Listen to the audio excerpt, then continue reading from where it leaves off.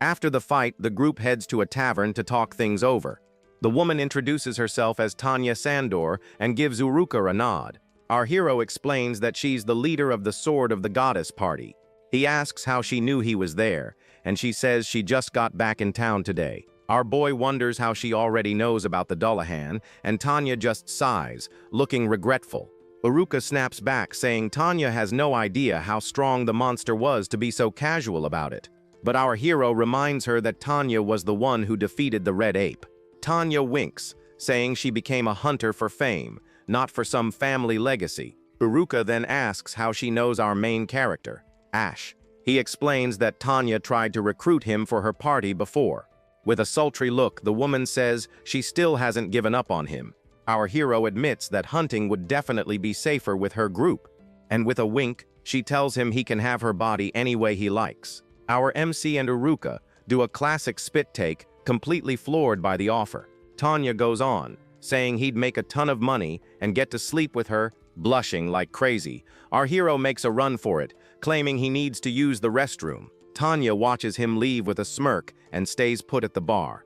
But Uruka calls out to her and, filled with rage, slams her drink down. And with a death glare, she swears she'll mess Tanya up if she ever lays a hand on him.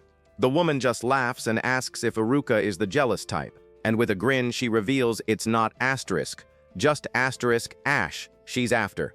Tanya then pulls Uruka close and says she wants her for herself too. The girl is left completely stunned and speechless by this revelation. With a smile, the woman says that everyone in her party is kept very satisfied. And to Uruka's shock, the other members of her party all start blushing. Embarrassed, she calls Tanya a total pervert and can't believe what she's hearing. Tanya says she wants both honor and pleasure, and she always takes what she wants. Uruka glares at her with disgust, but refuses to be intimidated. And with a look of pure determination, she declares she's not going to lose this fight. Tanya then snaps her fingers and calls the waitresses over. And to everyone's surprise, several massive mugs of ale are brought to the table. With a smirk, she challenges Uruka to a drinking contest. Just then, our hero gets back from the bathroom and is completely startled by the scene. Uruka immediately chugs a full mug, refusing to lose the bet. Tanya downs her own in one go, not about to be left behind. The two of them start chugging non-stop, waiting to see who will tap out first. Ash begs Uruka to stop, but she just yells at him to shut it. He then turns to Tanya, who just tells him, "You owe me one." With a smile, she says she'll be waiting for him any time. But our hero tells her it's no use waiting because he's already taken. Tanya just lets out a little chuckle before getting up to leave the bar, and with one last wink, she says her goodbyes to Ash and leaves with her party. Now all alone, our hero has to carry Uruka home on his back. The girl is completely wasted and is clinging to him for dear life. And all flushed, she mumbles that she's not going to let anyone else have him. Our protagonist just sighs and agrees, continuing to carry her through the city. The next day, a mysterious man shows up asking for details. Ash and Uruka are pretty surprised by his sudden arrival. The older man grabs our hero's hand, looking incredibly excited, and with his eyes sparkling, he asks if the Dullahan was really that strong. Then he turns to Uruka, asking what the fight looked like up close. The man starts bombarding them with questions about the defeated monster. The couple is just speechless, wondering who this crazy guy is. Our protagonist finally asks the man to introduce himself first. He introduces himself as Edgar Bailuna, a marquis and a director. The pair's jaws drop when they realize he's such an important noble. Edgar says he saw the Dullahan's armor and found it absolutely fascinating. That's why he came all this way, just to hear their story firsthand. Our hero then senses an incredible amount of energy coming from the man. Edgar lights a cigarette and says that's enough with the introductions. With a serious look, Edgar reveals he's a spellcaster. He then insists they tell him everything about the Dullahan once more. Our hero and Uruka are shocked, since they didn't see him use any magic. With a smirk, he shows them he lit his cigarette with magic fire. A tiny flame appears at the tip of his finger. With a serious expression, the director asks them to tell him everything about the Dullahan. Our hero agrees and starts recounting all the details of the fight. The scene then shows a clock to indicate the passage of time. After explaining everything, our boy says that's all he knows. Edgar listens intently and congratulates them on a job well done in the dungeon. Our protagonist then asks him what he makes of the whole story. With a serious look, the director agrees with the theory that the monster was once human. Our hero then asks if it's really possible for a dead person to turn into a monster. Edgar reveals that before coming here, he went to check out the 14th floor. He explored the area where the Dullahan was first spotted. With a lantern in hand, he lights up the area to investigate. Suddenly, the director is startled by what he finds in the darkness. He found the skeletal remains of the kingdom's former knights. Parfarma knights mesgraufa how to how avri blushetholima the monst. The walls were lined with the bones of knights who had fallen there. The duo is shocked by this revelation, unable to process the situation. Ash then wonders if those were the Dullahan's former comrades. Edgar then asks if they know what magical essence is. He explains that it's the energy mages use to cast their spells. He reveals that if a sword is exposed to enough of this energy, it becomes a magic weapon. Because of that, he believes a body could also turn into a monster under the right conditions. Suddenly, their conversation is interrupted by the guys from the Big Claw party. Right after them, Kyle, the leader of the Golden Knights, makes his entrance. He strikes a very stylish pose to get everyone's attention. His long, golden hair flies through the air with the dramatic movement. Our hero recognizes the man, while a receptionist just stares blankly. Later, the duo is seen sitting at a table, waiting calmly. The scene then jumps to the next day in front of a large building. Ash and Uruka seem a bit confused about what's going on. Kyle had told them to come back to the association the next day. Edgar says he learned some things from Ash and will move forward with his plan. Our protagonist reveals to Kyle how he thinks magic swords are made. Kyle mentions that Edgar always gets like this when it comes to the dungeon. Suddenly, Edgar starts laughing, saying he wanted to hear more from Ash. A young man named Sergio bursts into the room looking for the director. He complains that Edgar always wanders off on his own without telling anyone. Edgar just laughs off the scolding, saying that's not what happened. He explains that he was with Sergio and some guards the entire time. Uruka then asks if the director explored the 14th floor all by himself. Excitedly, he says he loves solving the mysteries of dungeons and magic. The duo sits in silence on the couch, not knowing how to react to the director. And to top it all off, Tanya shows up and introduces herself to everyone. Our hero asks if they were also summoned, and her group confirms. Kyle then announces that with all the groups gathered, something big is about to happen. Ruka gets incredibly angry when she sees Tanya and gives her a death stare. Suddenly, Edgar and Bale arrive and wish all the hunters a good morning. Kyle then asks why all the top hunters have been gathered together.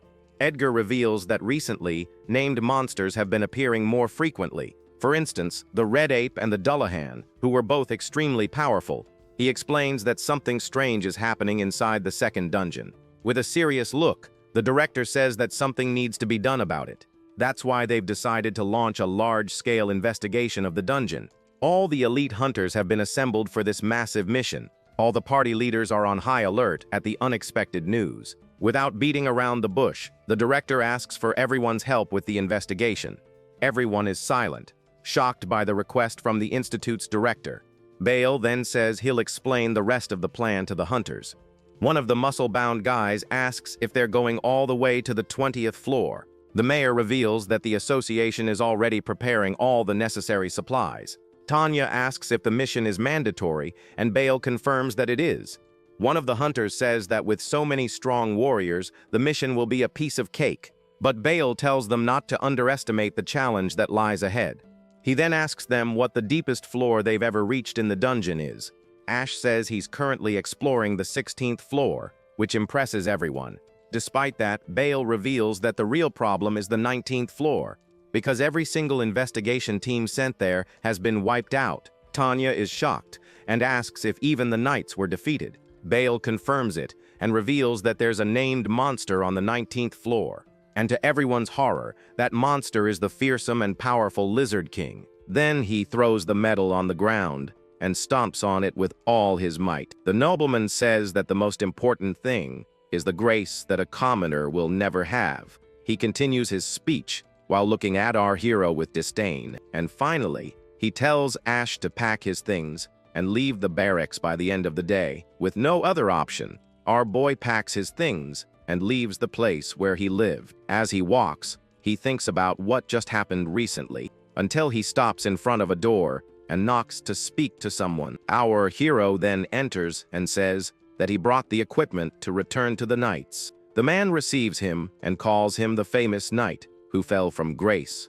Ash doesn't understand, and the guy says the rumor has already spread throughout the kingdom. Rumor has it that he was dumped for forcing his fiancée to do strange things. They say he forced the beautiful Lady Laffy to participate in a baby roleplay. And disgusted by this, she asked for help from the young master of the noble Librob family. So the kind Lord Mike became furious and dismissed our boy from the order. Our protagonist becomes outraged and tells him not to joke about something so serious. In a fit of rage, he punches the wall, thinking about how low and dirty Mike was. He doesn't believe the nobleman spread such an unfounded rumor throughout the city. Our boy then looks at the barracks and laments, having worked so hard for it. And in the blink of an eye, he simply ended up losing everything he had gained. But suddenly a voice calls him senior and pulls him from his thoughts. It was Ruka who ran up to him and asked if it was true that he was leaving the knights. This is Ulrika Erdevane, the only noble member of the 13th unit of knights. Ash then says that it's actually more accurate to say that he was fired. She becomes desperate and asks why he was fired like that. Our protagonist simply smiles and remembers what Ruka was like when he arrived. She was the only noblewoman in the unit and also the mascot of the entire squadron. The girl then shouts his name and pulls him from his thoughts once again. Yuruka then jokes and says that if he wanted a baby roleplay, he should have just asked her. Our hero shouts that the rumor is false, and she says that then he doesn't need to leave. She then asks what will happen to the Janus unit if he leaves. Our protagonist falls silent, remembering his team's past. The story then takes us back 3 years, just after the Great Battle. There we see Myril complaining that despite fighting together, only Ash received the reward. Will then explains that the Empire doesn't take the danger of the dungeons seriously, but Ash says the important thing is that they protected the village and were thanked. And indeed, the residents were helping with the reconstruction with smiles on their faces. Our hero says that they should be proud of this even if the nobles don't understand. So that they would not forget that battle, he suggests giving the unit a unique name. He then turns around and asks if Will has any good name suggestions. Will then suggests the name Janus, who is an ancient god with 2 faces. The team thinks the name is perfect because they fight against both monsters and humans. And so, our protagonist declares that from that day forward they would be the Janus unit. Returning to the present, he says that even when he leaves, he will always be a member of the unit. For no matter where he is, his heart will remain with his friends. Yuruka then, with a sad look, asks what he will do now that he is gone. Our hero says he is tired of nobles and is going to a foreign country. She then says she'll go with him, but Ash refuses and says she can't go along. He says that Yuruka is noble and therefore must stay to protect the unit. The girl understands what he means and accepts his decision with a serious look. Then she asks him to write a letter as soon as he arrives at his destination. Our hero bids farewell with a wave and says it's an absolute promise. The girl stands watching her captain and friend leave forever. But suddenly a strange smile appears on his face with a somber look. After that, our boy returns his title and abandons his family name. From that day on, he is once again just Ash, without any honor or title. And instead of feeling sad, he feels much lighter, as if a weight has been lifted. He then picks up a travel brochure to decide on his next destination. With a smile on his face, our protagonist prepares to begin his journey. Ash then boards a train to get as far away from the Empire as possible. Inside the carriage, he sits alone, lost in thought about what he is going to do. Suddenly, a mysterious man in a hat appears at the door of his cabin. The man then enters the premises without asking our boy's permission, and in a calm voice he asks if he may have a moment of her attention. Our hero turns around and asks who he is and what he wants with him. It had already been 2 days since he had left Belgran's empire behind, and he was amazed by the speed of that magical, modern train. The man then repeats the question and asks for a moment of our hero's attention. Our hero then turns around, confused, and asks who that man is. The man smiles and asks if he happened to drop that pamphlet.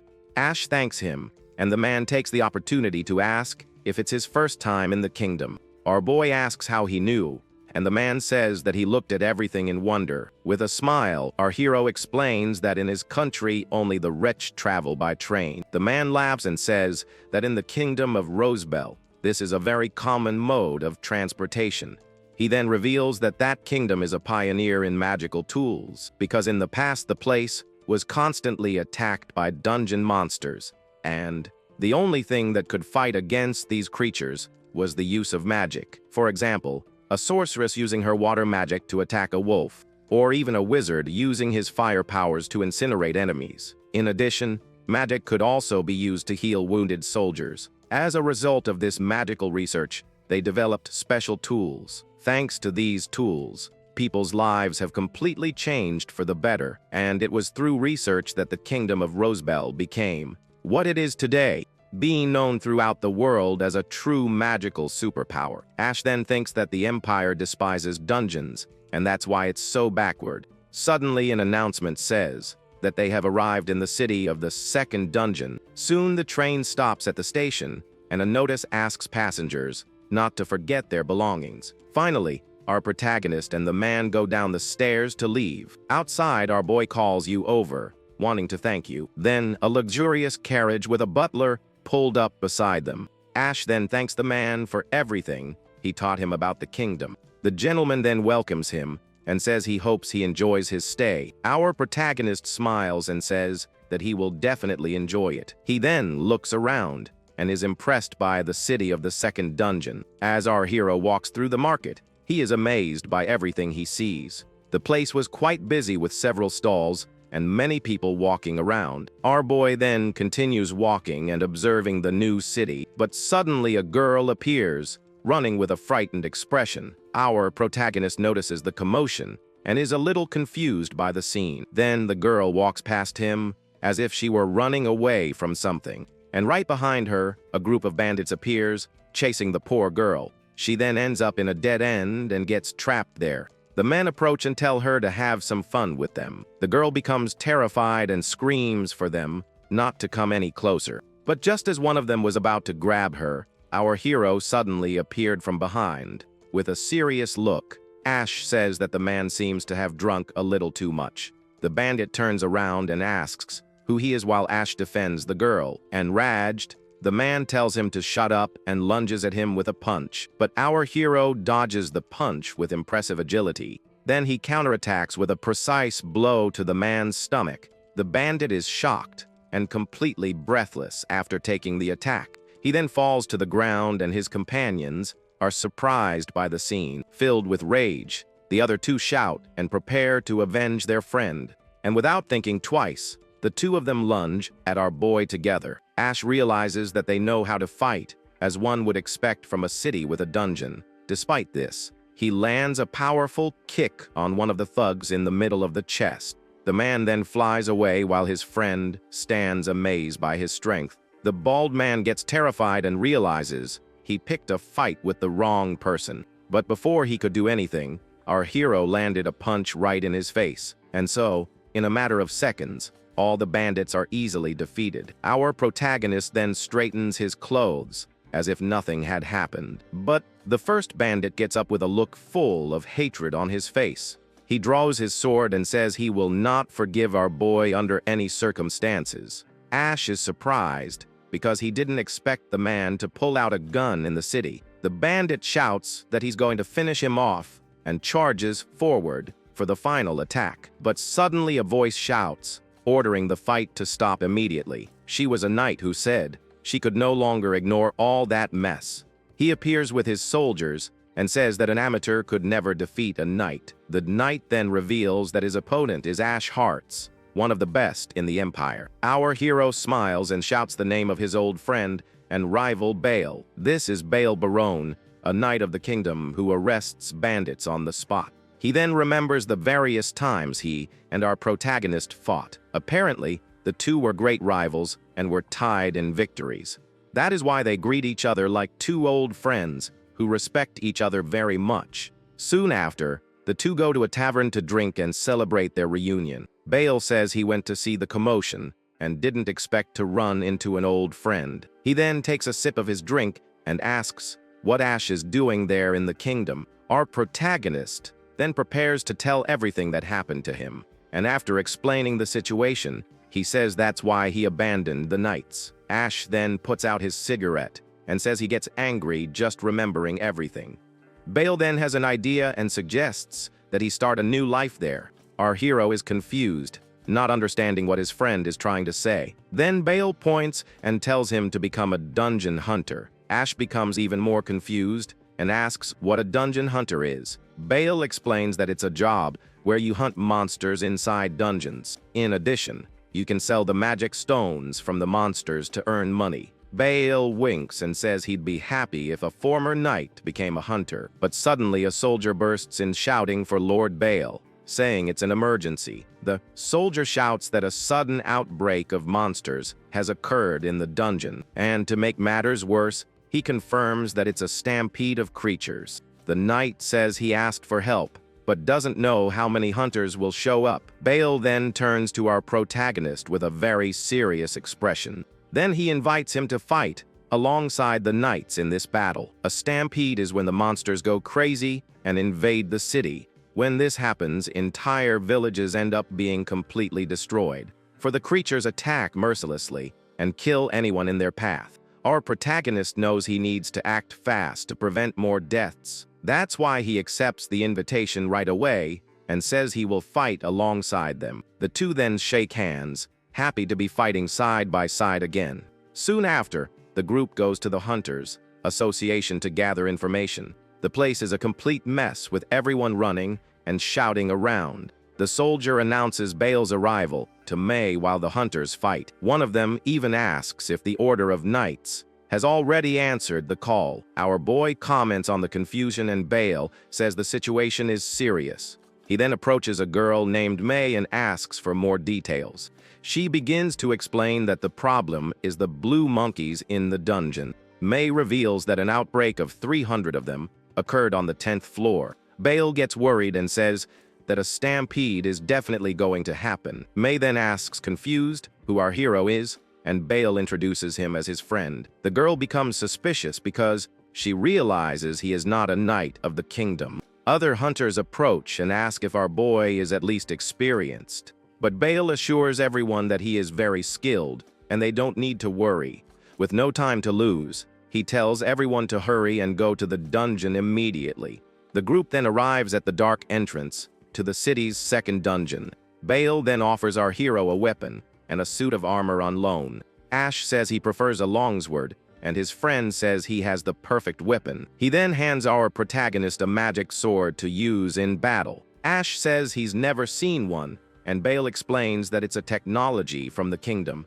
He then hands him a magic stone and asks him to place it in the sword's guard. Our boy picks up the stone and prepares to place it in the gun as instructed, and as soon as he inserts the gem into the spot, the sword instantly begins to glow. A blue aura surrounds the blade, leaving our protagonist quite surprised. Bale explains that this greatly increases the weapon's cutting power and damage. Ash is amazed because this completely changes the way he fights. Now that everyone is ready, the team prepares to invade the dungeon once and for all. They enter the first floor, knowing that each level has different monsters. Next, they descend to the second floor, where the creatures are stronger. Bale reveals that they set up a barricade to intercept the monsters there. Upon reaching the third floor, Ash is shocked because it looks like a normal building. Bale then says that dungeons are full of mysteries and focuses on the mission. He points to the barricade on the stairs and says they're going to fight right there. But before they could get settled, the barricade began to be attacked. Bale shouts that the monsters have arrived because the barrier is breaking. He then calls our hero, and everyone prepares for the great battle, and with a bang, the barrier is completely destroyed by the enemies. Then a horde of furious blue monkeys emerges from the other side. Bale yells that their weak point is their head, and Ash says she understands. One of the monkeys then moves forward to attack our protagonist first. Despite this, our boy realizes that the monsters aren't that fast, and with a single blow he cuts the creature in half with his new sword. The other hunters are shocked, because he defeated the monster instantly. Ash is also surprised as the sword cuts through like butter. Bale then laughs and asks if he liked his new magic sword. Our hero realizes that with her, he might not even need to aim for the head. He then attacks the body of another monkey to test his theory. The creature is broken in two and thrown against the wall by the impact. The monster then falls to the ground, completely defeated by our boy. But suddenly another monkey appears and takes our hero by surprise. Even so, he turns around and manages to cut the monster before being hit. Bale comments that these creatures are quite resilient, and our hero complains. And with a kick and a thrust, our boy shows that he's a hunter too, but another monkey jumps towards him, ready to crush him with everything he's got. Despite this, our hero cuts him in half and says that the fight is very difficult. Bale then prepares to fight and says that their fur is worth a lot of money. Then he cuts up a monster and says that nobles wear its fur in winter. The other hunters are shocked because the blue monkeys are not weak. They then wonder who the assistant is who fights as well as the captain. One of the knights reveals that he once single-handedly prevented a stampede in the Empire, and that at the time he managed to defeat 200 monsters all at once. The hunters are speechless and call him an elite hero. The knight says he has the same skill as the 10 swords of the kingdom. Our boy listens and wonders what the 10 swords of the kingdom are. Ash then questions what title this is, being the highest in the order. The knight then removes his helmet to answer our hero's question. He reveals that this is the most coveted title among all knights. Our protagonist then shouts and says that Bale has gotten much stronger. His friend replies that he has also become stronger than before, and so the two continue fighting together, annihilating all the monsters. With a smile, our hero asks if his friend really thinks so. Bale says this only makes him want to become a hunter even more. After the fight, they look at the monsters on the ground and Bale congratulates him on his work. The others are shocked because they defeated 300 monkeys all by themselves. And while the pair celebrate, the others lament not having done anything. Back at the association, the girl announces the reward of 6, and with a smile she says that the amount was 600,000 rows. Ash is surprised, and Bale confirms that elite hunters earn this. In the blink of an eye, he seizes the moment to recruit Ash again, and with a smile, he asks if our hero doesn't want to become a hunter. May gets all excited and begs him to finally accept the invitation. Our boy is a little embarrassed, but ends up agreeing with the idea. And with a handshake, he declares that he will become a hunter. Everyone then celebrates the decision greatly and is happy with the news. To celebrate, Bale suggests they throw a big welcome party. Night then falls and the celebration breaks loose throughout the association. Several days later, we are taken to the barracks of the Imperial Knights. There, a recruit informs Yuruka that a postcard has arrived for her. Yuruka then thanks them and takes the mail that has just arrived. She looks at the card and tries to guess who sent it to her. But as he read the letter, a wicked laugh suddenly appeared on his face. And with an obsessive look, she says that now she's going after her beloved senior. The scene then returns to the headquarters of the Imperial Knights some time later, where Yuruka reads the postcard with a relieved and joyful smile. However, her expression changes when she discovers that he is in the city of the second dungeon. Suddenly, someone calls her name, and the girl gets scared, hiding the letter immediately. It was his teammates Myril and Will, who had just arrived from practice. She then asks if the training is over, and they confirm that it is.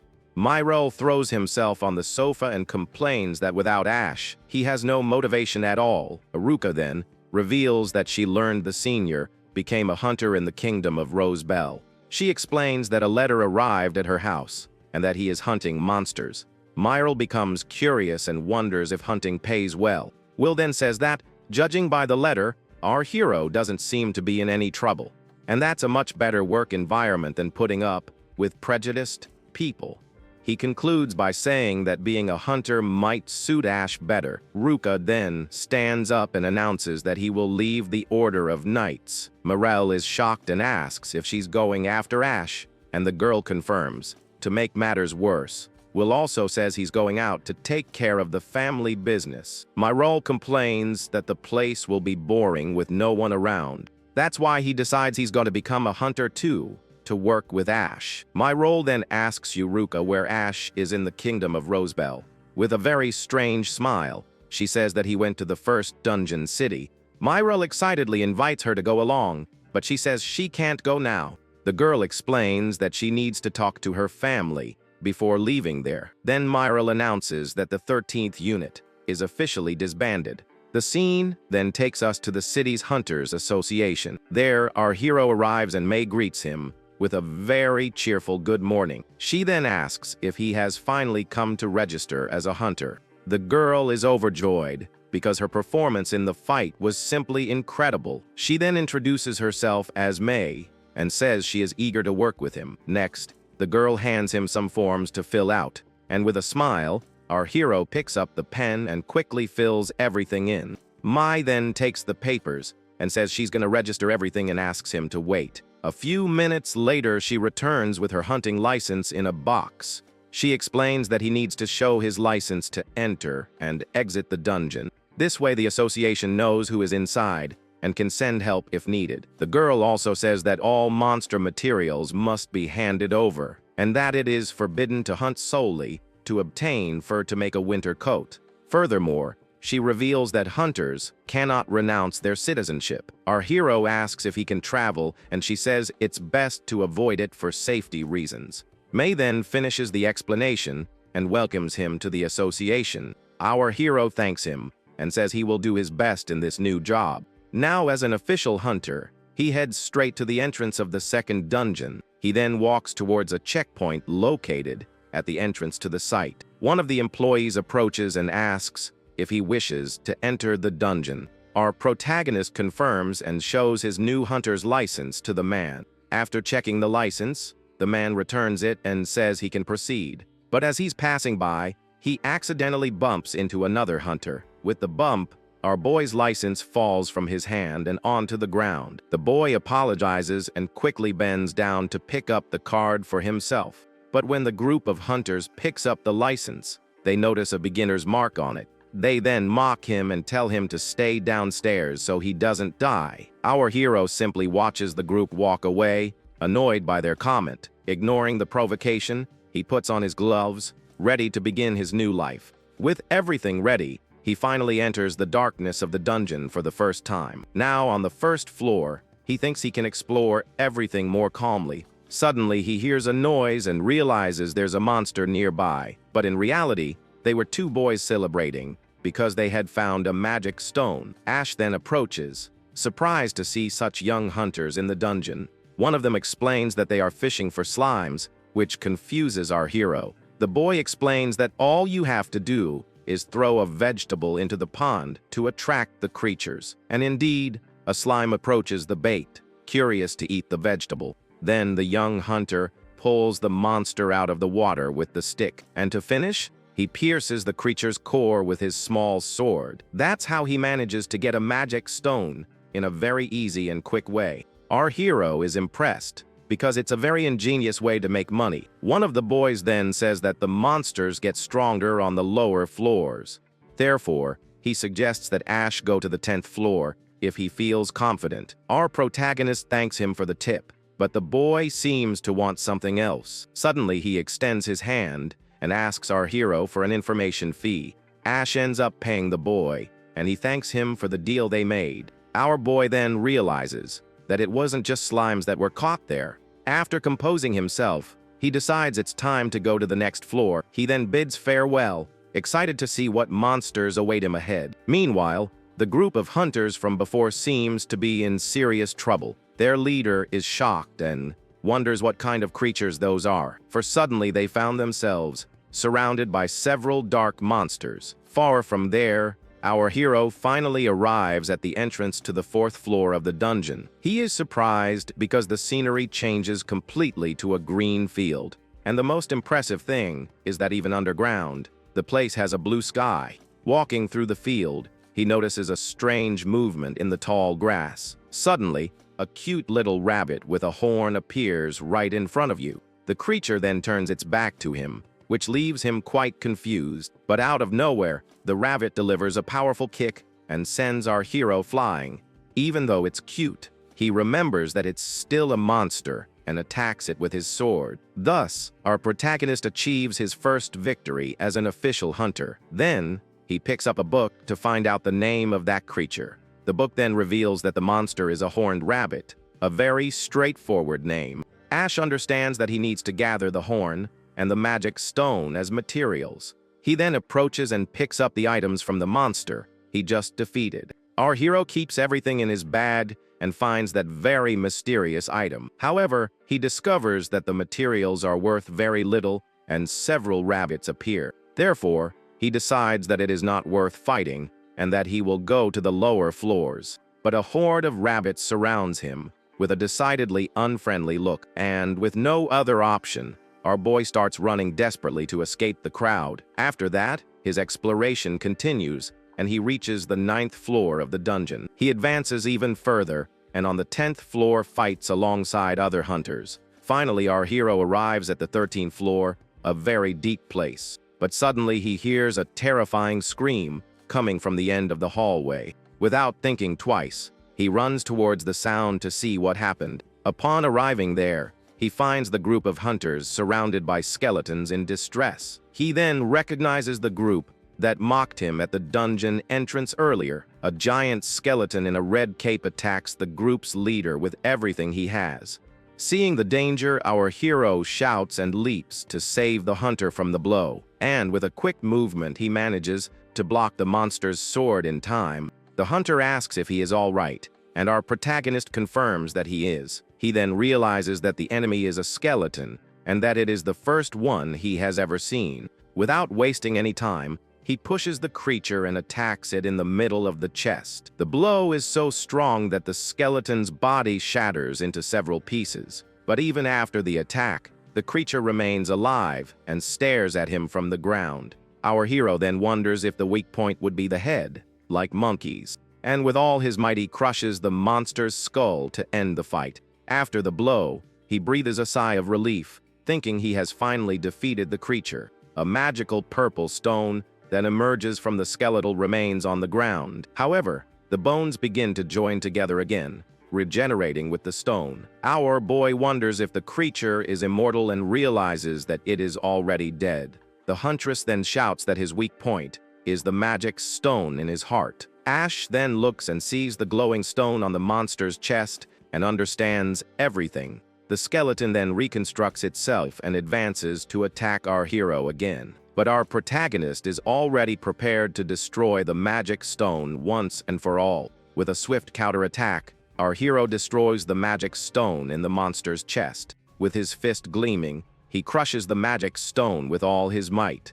And with a shout he asks if the monster liked that powerful blow. And so the creature finally falls to the ground, completely defeated once and for all.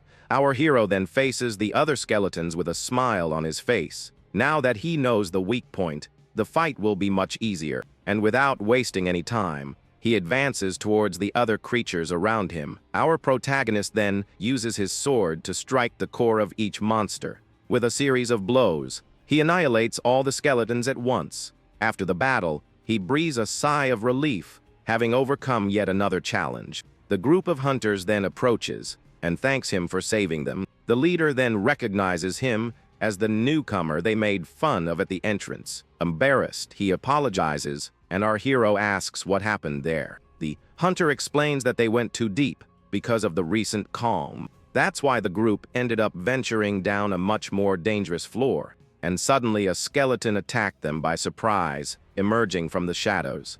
In the fight, one of the members, named Sammy, was injured while protecting his friend. Even fighting, they didn't stand a chance against the monsters. The girl in the group then looks worriedly at her companion's injury. Back in the present, Sammy screams in pain and our hero asks if he's okay. Our hero sees that Sammy's injury is serious and his life is in danger. But suddenly a giant shadow appears in the darkness right behind them, and in the midst of the darkness, several red eyes begin to glow intensely. More skeletons emerge to join the battle against the group. Our protagonist realizes that more monsters have appeared, and the situation has worsened. The group of hunters is terrified because there are too many enemies to fight. The girl then yells for our hero to watch out for the surprise attack. Our protagonist turns around in surprise and prepares for the fight to come. A horde of skeletons then charges at our boy. Despite this, he destroys one of the monsters,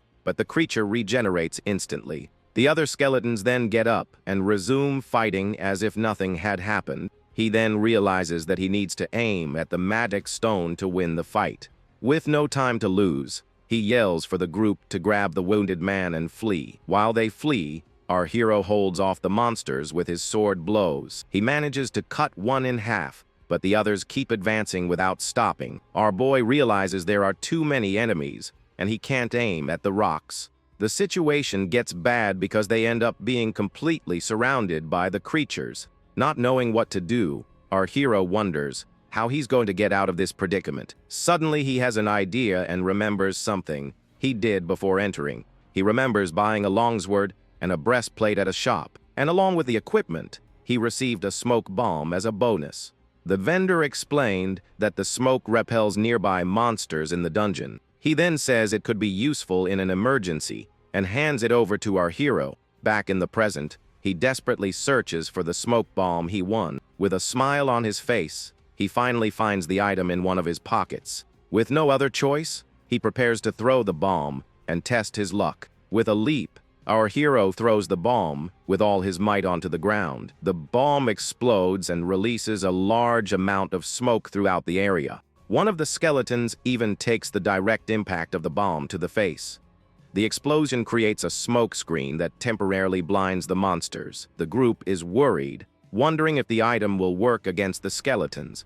Our protagonist desperately hopes the smoke bomb will work, and to everyone's surprise, the monsters are completely paralyzed. The group celebrates the victory and says the smoke bomb is incredible, but our hero shouts that it's not time to celebrate and that they need to run away. And so the group runs away, seizing the chance to escape from there. They manage to escape and hide in a safe place to rest. Sammy then laments that he's going to lose his arm, but our hero reassures him. He then makes an improvised bandage to stop the boy's bleeding. Then he takes a potion and pours it into the hunter's mouth to heal him. With a little force, our hero manages to make Sammy swallow the entire potion. The bleeding then stops and he yells for the group to bring the injured man to the surface. The scene then takes us back to the Great Tower of the Hunters Association. Upon arriving at the entrance, our boy screams desperately for a doctor immediately. A rescue team then arrives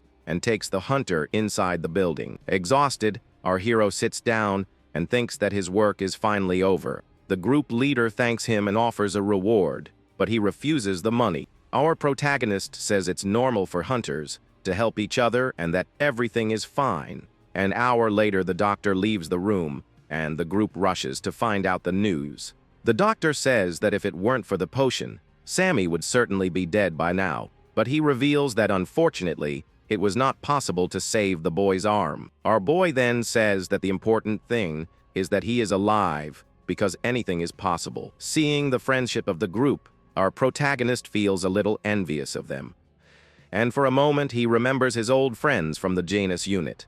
Sometime later, in a tavern, a hunter asks if he's not going to join a group. Two bodybuilders invite him to join their team, but Ash says he prefers to stay alone. The hunter then reveals that he heard the Golden Knight group also invited him. He remembers Kyle's invitation, but found the leader's manner quite irritating. Suddenly, the hunter reveals that a named monster has appeared on the 14th floor. Our hero is confused, and the boy explains that it's a very rare monster from the dungeon. The monster was the Dullahan, a headless knight in black armor.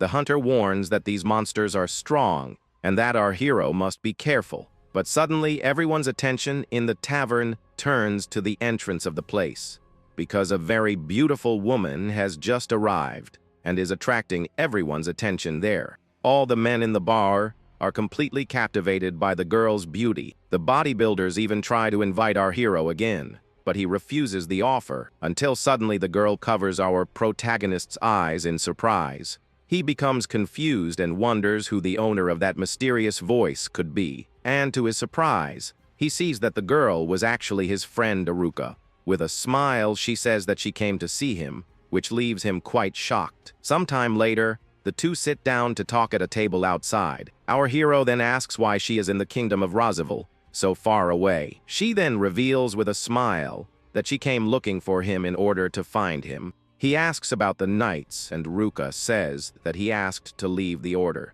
Our boy reminds her that her family is noble and asks how they let her go. The girl reveals that she cut ties, and he spits out his coffee, shocked by the news. She then explains that her father challenged her to a duel if she wanted to leave, and without thinking twice, the girl finished him off so she could leave for good. Aruka also says that she will become a hunter so she can always be by his side. Our protagonist is completely embarrassed and blushing at the girl's declaration.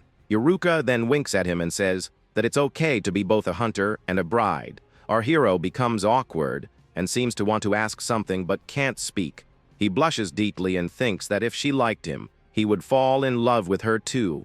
But suddenly he remembers his ex, Fianti Laffy, with a very angry look. That's why our protagonist is very afraid of being betrayed again. Back in the present, he disguises it with a smile and says it wasn't a big deal. Uruka notices his sadness and calls him over with a very worried look on her face. Then she grabs his hand tightly and calls him a poor thing for what he went through. Angrily, she says that he was hurt because of that horrible, disgusting woman. The girl then tells him to relax because she will never abandon him, and with a determined look, she vows that she will bet her own life on it.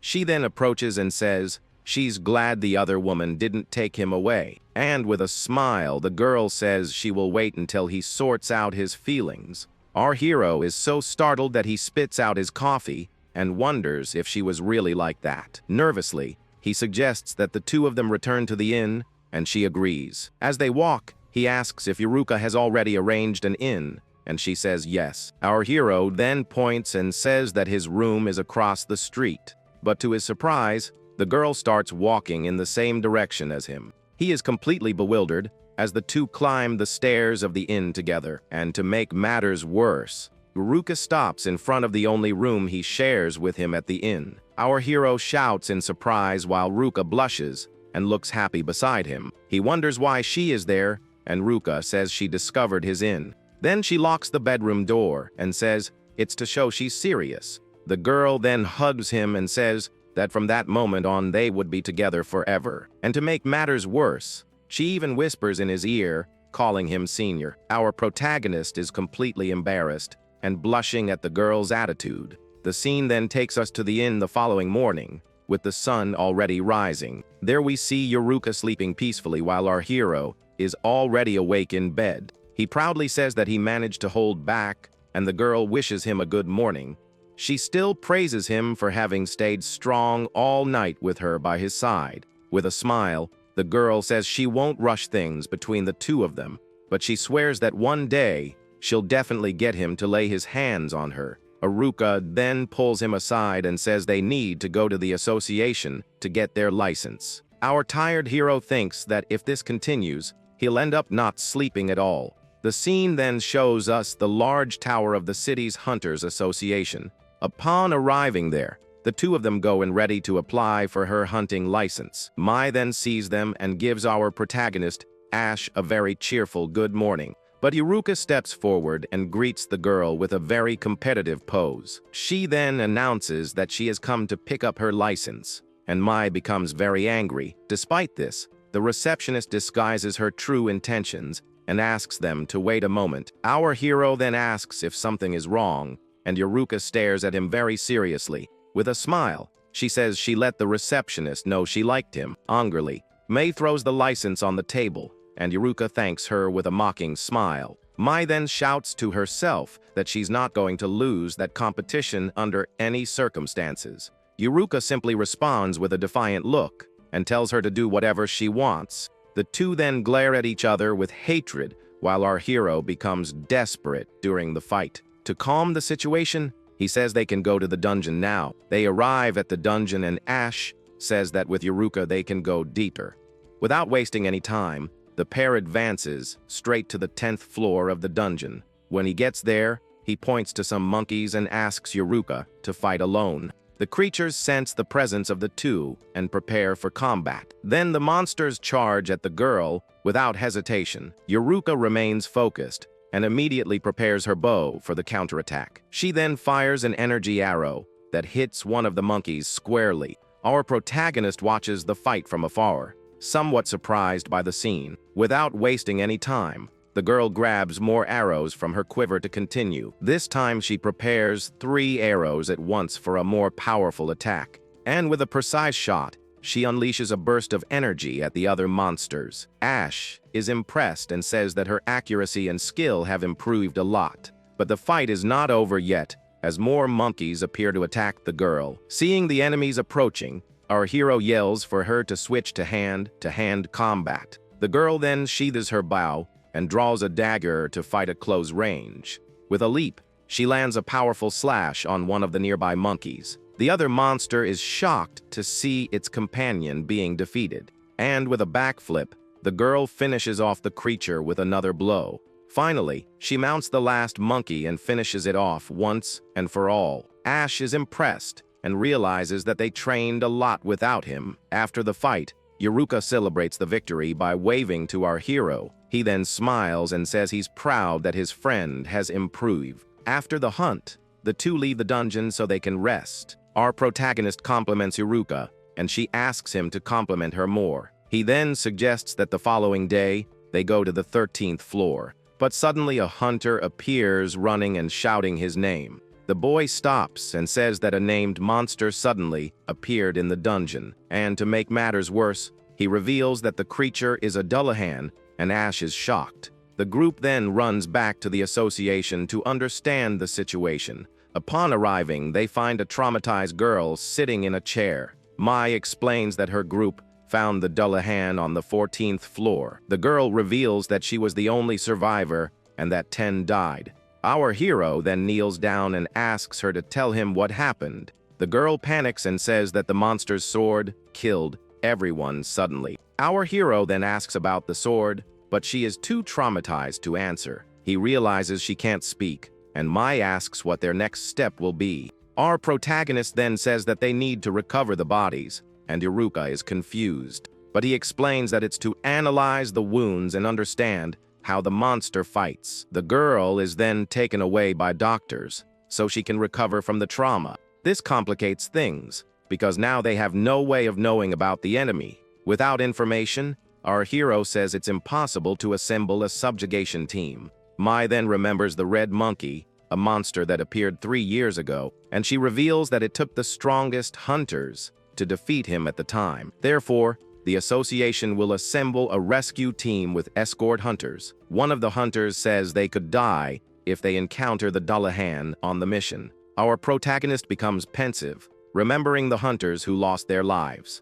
He then turns to May and calls her by name with a determined look, and without hesitation, our hero volunteers to be the escort for the rescue team. The following day, the team gathers in front of the second dungeon for the mission. He explains to everyone that the destination is the 14th floor where the group died.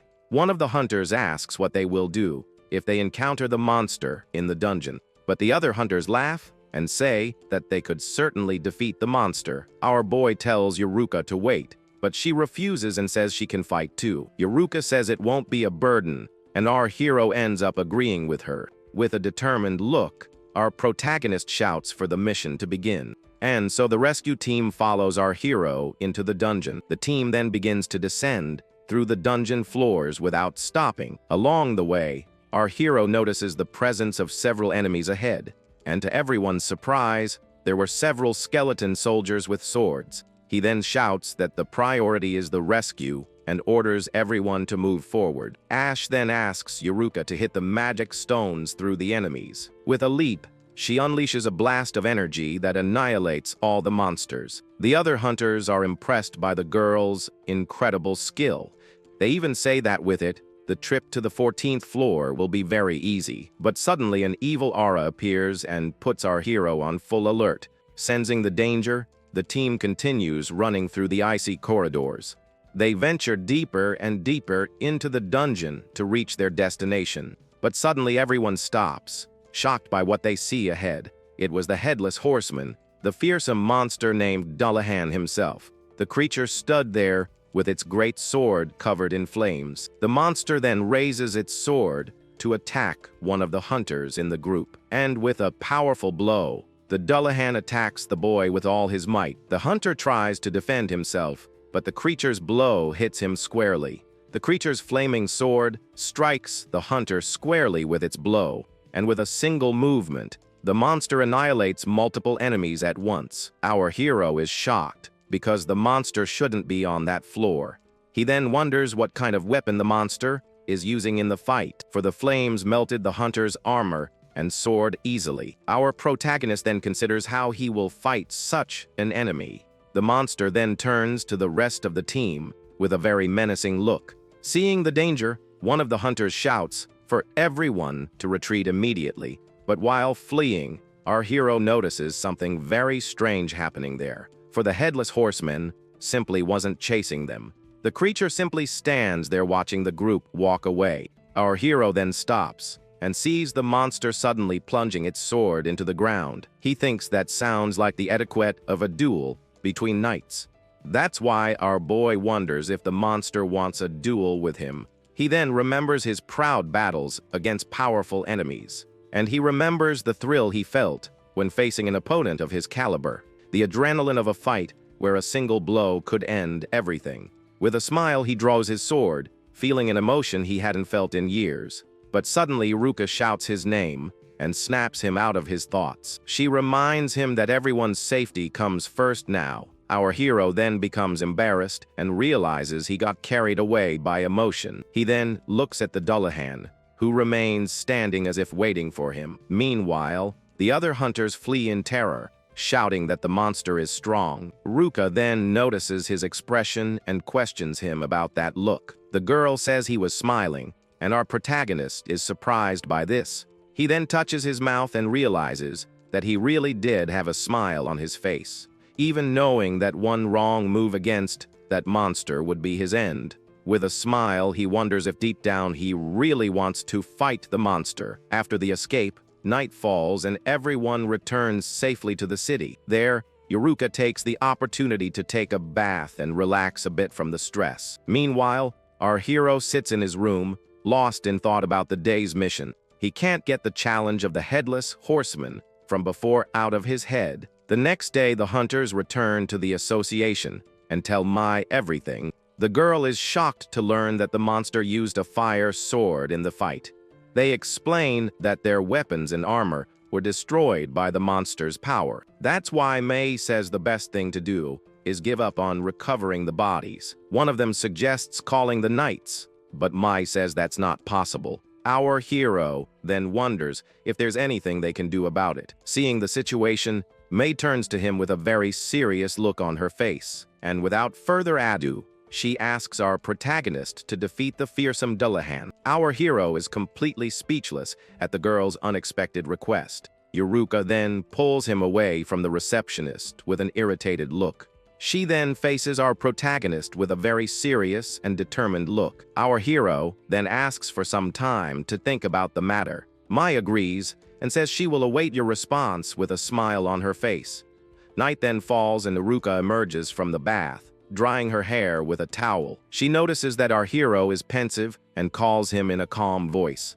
He then reveals that he has something important to discuss with her at that moment. The girl sits on the bed and asks what he wants to talk to her about. Our hero then says that he wants to fight the Dullahan no matter what.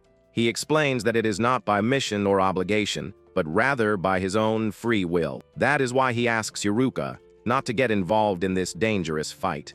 But the girl interrupts him and pinches his cheeks quite hard. She then asks why he always acts this way in dangerous situations. Angrily, the girl says she felt offended by his request to her. She reminds him that during a flood in the Empire, he said the same thing. At the time, he said she didn't need to go, because he might not come back alive. But even so, the girl replied that she would go with him anyway. Back in the present, our hero tries to say something, but Ruka interrupts him. With confidence, she says that he will neither die nor lose to a false knight. The girl then reminds him that he promised never to leave her side again. With a smile, she says she wants to discuss what they will do after winning. He suggests they eat at a fancy restaurant with the reward. Ruka says food is good, but she has something else in mind for victory. With a seductive look, she reveals that she wants a reward when it's all over. Our hero is confused by the request, but the girl just smiles at him. Happily, she celebrates and says that now he has promised to give her a reward. The next day, the couple goes to a gun shop to prepare for the fight.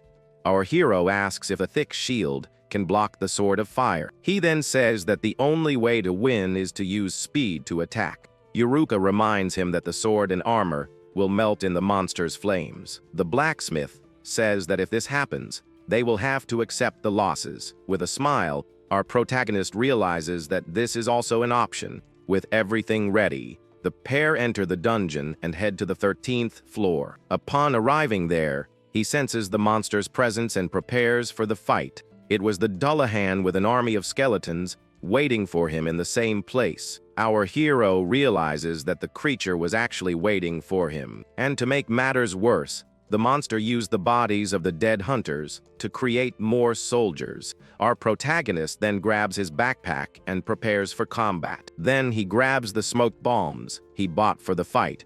With a confident look, he grabs his bag and prepares for what comes next. Then our hero shouts to Yuruka, and the two advance together into battle.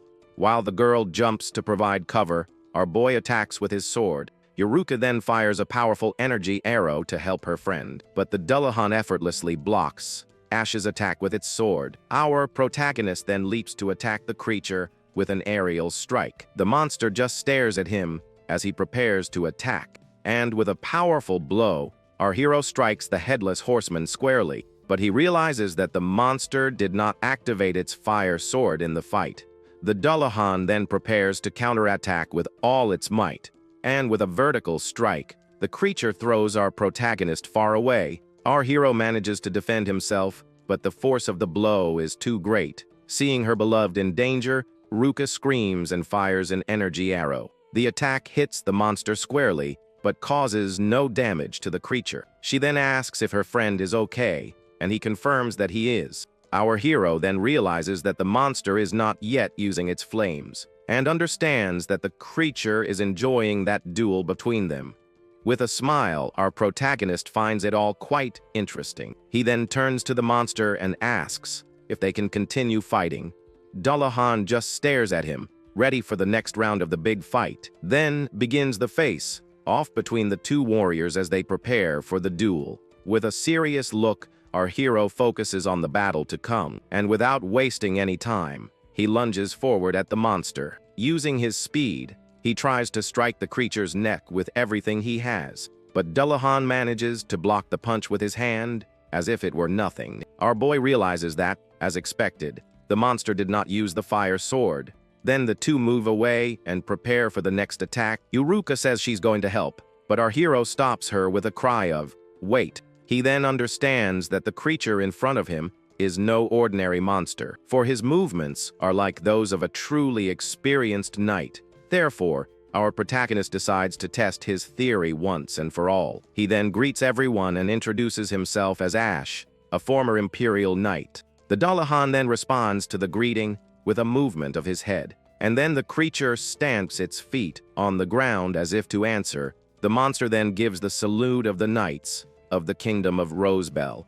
With a smile, our hero confirms that the Dullahan was a knight of the kingdom.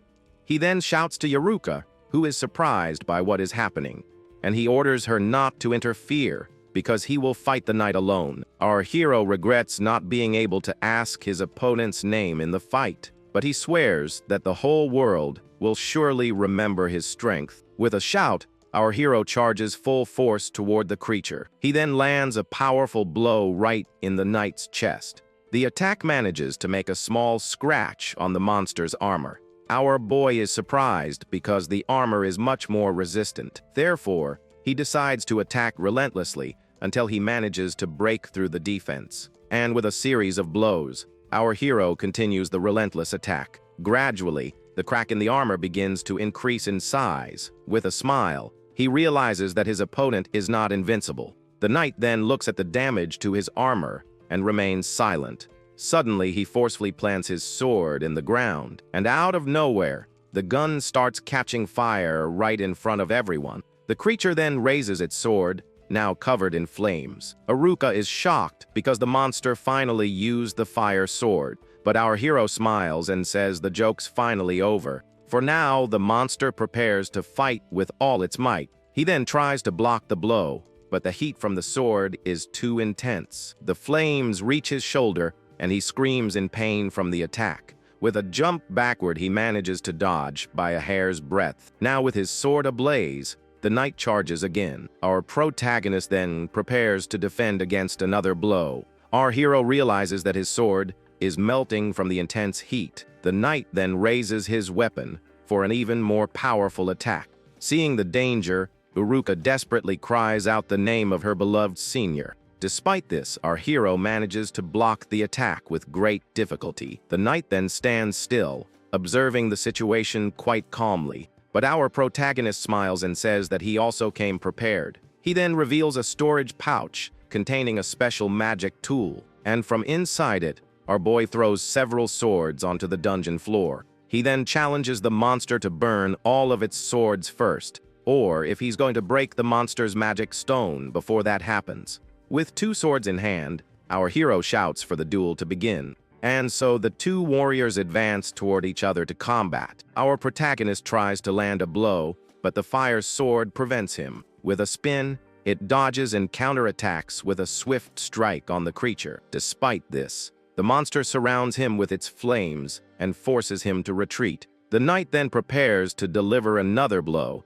with his flaming sword. The blow hits our hero's sword squarely, and it begins to melt. And with the heat, the weapon breaks in half, leaving our boy in danger. He then rolls to the side and prepares to grab another of his weapons. Without wasting any time, our hero grabs another sword and continues to fight. He then prepares to attack and says that now there are only 4 swords left. Then our hero throws one of the weapons with all his might, but the knight deflected the sword with a blow from his flaming weapon.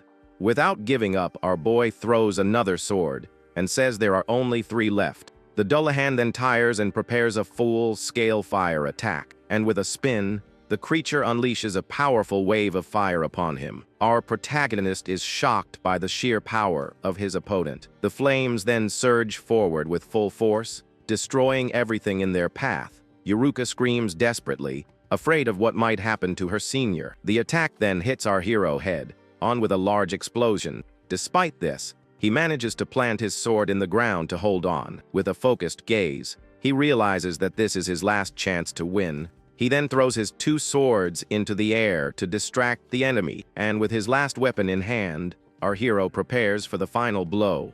The knight understands the strategy and also advances for the final attack. With a spin, he unleashes a low wave of fire to stop our boy. Despite this, our protagonist jumps over the fire to continue. With shining eyes, he shouts that he's going to end that fight once and for all. And with an aerial strike, he hits the magic stone squarely in the monster's chest. With the impact, the stone breaks into several pieces, and the fight finally ends. Our hero then lands on the ground, preparing for what comes next.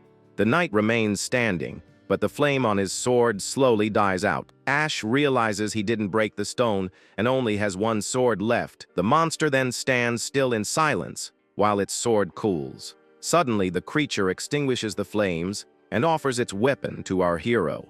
Our boy is completely shocked and doesn't understand what's happening. He then wonders if the knight is handing him the sword. The Dullahan extends the weapon toward our protagonist as a gift. Without hesitation, our hero grasped the hilt of the greatsword that was offered to him. The monster then stands still, waiting for our boy's next move. Ash then asks if the knight wants him to finish him off with his own weapon. He thinks that if his opponent were human, that blow would have already defeated him. With his eyes closed, He wonders if the exciting part of the fight is over. He then bids farewell to the knight and says that he was a true warrior. And with all his might, our protagonist attacks the magic stone once more. The knight's blue flame then goes out, and the creature loses its energy. Then the monster's body falls to the ground, completely defeated and lifeless. Exhausted, our hero breathes a sigh of relief and says that the battle is finally over. The scene then takes us to the tower of the city's Hunters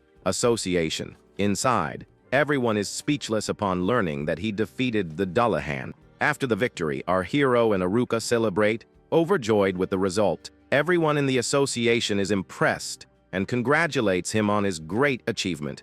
But Mai screams in despair upon learning that the items are in a magic bag. She then asks him to keep everything carefully until the knights arrive. Next, the girl orders her employees to summon Lord Bale immediately. Our hero then comments that things got more difficult after the fight. Suddenly, Bale appears and says he knew our protagonist could do it. Ash is happy to see him and asks if he came just to check the materials. Bale explains that because it is a rare item, it needs witnesses from the association. Our boy thinks it's a drag, but his friend asks to see the items right away. The knight's armor and sword are then displayed for all to see. One of the knights then approaches to examine the items closely. He then confirms that this is the armor of the Black Knight Dullahan. Bale says the armor is valuable, but the sword is a much rarer item.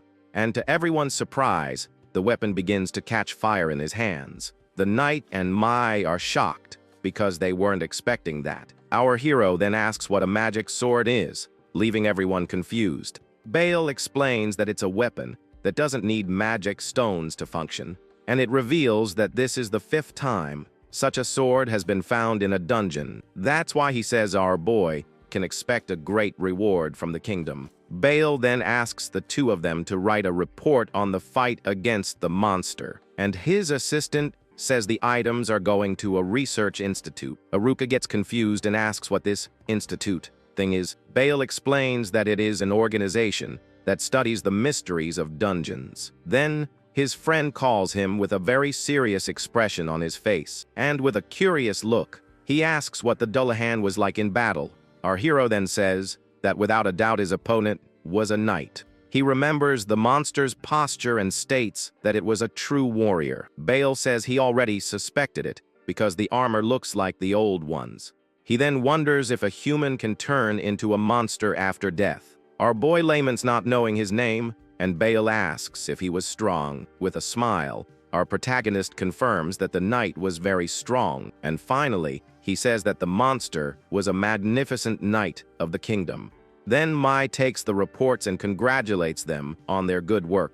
As they leave, our hero stretches because the day was longer than expected. But suddenly a group of hunters appears and invites them to a party. Our protagonist and Yuruka aren't too thrilled about the invitation. Even so, they end up going to the tavern to celebrate with their friends. And with great joy, everyone raises a toast to the great achievement of our hero. Finally, they nickname him the Dullahan Hunter, and he gets embarrassed. Bale then asks the two of them to write a report on the fight against the monster, and his assistant says the items are going to a research institute. Aruka gets confused and asks what this institute thing is. Bale explains that it is an organization that studies the mysteries of dungeons. Then his friend calls him with a very serious expression on his face, and with a curious look, he asks what the Dullahan was like in battle. Our hero then says that without a doubt his opponent was a knight. He remembers the monster's posture and states that it was a true warrior. Bale says he already suspected it because the armor looks like the old ones. He then wonders if a human can turn into a monster after death. Our boy laments not knowing his name, and Bale asks if he was strong. With a smile, our protagonist confirms that the knight was very strong. And finally, he says that the monster was a magnificent knight of the kingdom. Then Mai takes the reports and congratulates them on their good work. As they leave, our hero stretches because the day was longer than expected. But suddenly a group of hunters appears and invites them to a party. Our protagonist and Yuruka aren't too thrilled about the invitation. Even so, they end up going to the tavern to celebrate with their friends. And with great joy, Everyone raises a toast to the great achievement of our hero. Finally, they nickname him the Dullahan Hunter, and he gets embarrassed. Upon arriving there, some hunters notice the girl and call her hot. The men comment that she is an aspiring hunter and want to get closer, but Myrel ignores the jerks and goes straight to reception to look for someone. She then asks about a hunter named Ash, who came from the Empire to the city. However, the receptionist says there's no one by that name, leaving her shocked. At that moment, she realizes that Iruka lied with a very wicked smile. The image of her friend laughing hysterically just won't leave her head. In a fit of rage, she punches the counter and yells that Iruka lied to be with Ash. Her eyes blaze as she swears her plan to get rich won't fail. She then asks where the other associations are located so she can look for them. Not knowing which city is the right one, she decides to start with the closest one. Myrel then shows her money and asks if she can buy a ticket, but the girl says that's not enough, and she doesn't know what to do now. Suddenly, the guys from before approach and call her Cutie with the utmost audacity. The leader says she seems short of money and offers to lend her some cash. Then he grabs her and says she needs to repay the favor somehow. The girl is disgusted by the man's behavior, but shows no fear, and without thinking twice, she lands a powerful punch right in the guy's face. The man then flies away, and his friends are shocked by the girl's strength. To finish, Myrel fires a burst of energy upwards with her eyes. Then she lands a powerful kick on the other guy, sending him flying. The friend is shocked to see his companions being defeated so easily. Myrel then prepares another energy blast to end the fight once and for all. And with a spinning kick, she lands a direct hit on the last henchman of the group. Thus, in a matter of seconds, all men are easily defeated. The leader stands up and angrily shouts that he will not forgive the girl. But before he could do anything, she hits him with an elbow. And to finish, Myrel kicks him away with all her might. She says she's already annoyed and doesn't have time to deal with them. In a fit of rage, the girl yells at the men to get out of there. The receptionist is speechless and impressed by her strength. That's why she suggests that Myrel become a hunter to earn money. The girl then has an idea and realizes she can become a hunter. With a determined look, she says she's going to make a lot of money from this. The scene then takes us back to our hero and Iruka in the city. The two then walk arm in arm through the streets of the place. Suddenly, Iruka calls for her beloved Ash to talk about something. It was Bale who appeared and said he was escorting the items to the capital, but he reveals that they found an ancient inscription on the Dullahan's armor. And with a serious look, he says that he was a knight who did not return from the dungeon. Ash wonders if he too will turn into a monster if he dies in the dungeon. Bale says Institute will investigate the case to uncover the truth. He then bids farewell and says that the reward will be determined by the Institute. Our hero then bids farewell to his friend and goes to the association. Upon arrival, they go straight to the reception desk to collect the money. Mai reveals that the reward was 5 million, which shocks them. The two are speechless, unable to believe that amount. Furthermore, the girl says that they have become the city's exclusive hunters. Ash asks what that means, and Mai says it's a big deal. With a smile, she asks them to continue hunting monsters around there. Night then falls, and our hero goes to the inn to rest. He takes a sip of his drink while thinking about what to do with the money. Our boy stands there, lost in thought, reflecting on his new life and his achievements. Suddenly, someone knocks on his bedroom door and pulls him from his thoughts. It was Iruka, who entered the place with a very seductive look on her face. She then calls him senior and reminds him of the reward he promised. The girl hugs him from behind and asks if he has already forgotten their agreement. Our hero blushes and says he hasn't forgotten anything. Iruka then sits on the bed and calls him to lie down beside her. Our protagonist is at a loss for what to do in that situation. The two then face each other in bed, the atmosphere becoming increasingly tense. Our hero, blushing furiously, prepares for what Iruka is about to do next. Without hesitation, the girl pushes him onto the bed and gets on top of him with a smile. With a seductive look, she stares at him while he becomes completely embarrassed. Our protagonist is completely paralyzed and speechless by her attitude, and with a smile she takes his arm and adjusts him so she can lie down. Iruka then lies down next to him, using her arm as a pillow, and with a smile, the girl says that from that day on, this would be her reward. Ash asks if that was all, and she questions him if he was disappointed. She then says she promised to wait and asks if she's being sneaky. With a smile, our hero says no, and that this suits her better. Then he gently strokes the girl's head with a kind look. He then says that she is important to him, and asks her to stay by his side. Feliz Iruka promises that she will always stand by her beloved senior, and she says she will prove it to him forever with all her heart. A week later, we see our hero fighting a monster in the dungeon. Now, the duo began their life as the famous and powerful Janus unit, and with teamwork they annihilate the monsters on the 15th floor. Iruka then asks what the 16th floor is like, and he says he doesn't know. With a smile, he invites her to take a look at the next level of the dungeon. Upon arriving, the two are shocked by the scene on the 16th floor. The place was a vast desert with a blue sky and mountains in the background. Iruka wonders if they're still in the dungeon. It's so big. Our hero is confused because he doesn't sense the presence of any monster, but suddenly a flock of giant birds appears, flying through the skies.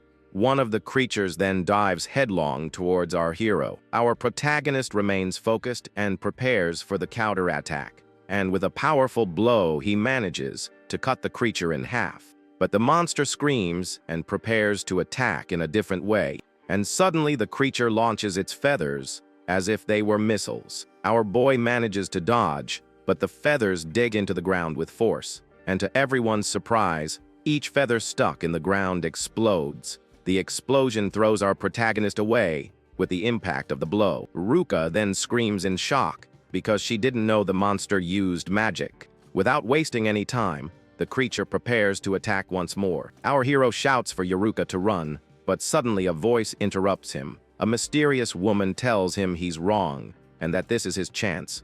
She then appears and tells our protagonist that now is the time to attack. Then the woman steps forward and cuts all the birds at once, and with a single blow she annihilates all creatures with her sword. The mysterious woman then steps forward and annihilates the rest of the creatures. Then she shouts for our hero and Iruka to follow her immediately. Suddenly, a group of hunters appears and begins to fight alongside her. An archer from the group then prepares her bow to shoot at the monsters. The arrow hits one of the creatures squarely, and it falls from the sky at that moment. Another girl from the group cuts one of the birds with her sharp sword, and the last member of the team also annihilates a monster easily. Our hero is impressed, but Iruka doesn't seem to appreciate the help. The woman then approaches and greets him, saying it's been a long time. Our protagonist calls her Tanya and thanks her for saving them. But out of nowhere, the woman kisses him on the cheek,